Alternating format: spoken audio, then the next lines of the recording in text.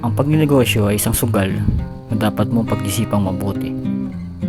Hindi porket negosyo ka at sumugal ka, ikikita ka na agad. Mahabang proseso ito na dapat laanan mo ng oras at hirap. Lalo pa sa panahon ngayon na halos lahat ng mga tao ay sa online na nakabase ng pagnenegosyo. Ano bang dapat mong ialok? Estratehiya upang makahatak ng mamimili, mga produktong abot kaya ng mga tao, at higit sa lahat, ang kanilang mga pangunahing pangangailangan. Ngunit isang masakit na katotohanan na mas bibigyan ka ng atensyon ng ibang taong hindi mo kilala kaysa sa mga nakakilala sa iyo. Dahil sa mundong ginagalawan natin, ang pag-asenso ng isang tao ay hindi katanggap-tanggap sa mata ng iba. Naglipa na rin sa online business ang mga tao kaya lumaban ng pata sa buhay. Yung mga scammer ba?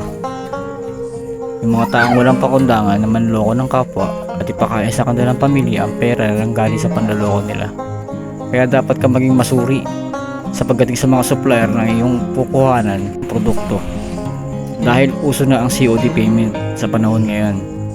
Kasi nga maganda siya pakinggan at parang katiwa-tiwala na darating na lang sa iyo yung produkto at doon mo lang siya babayaran.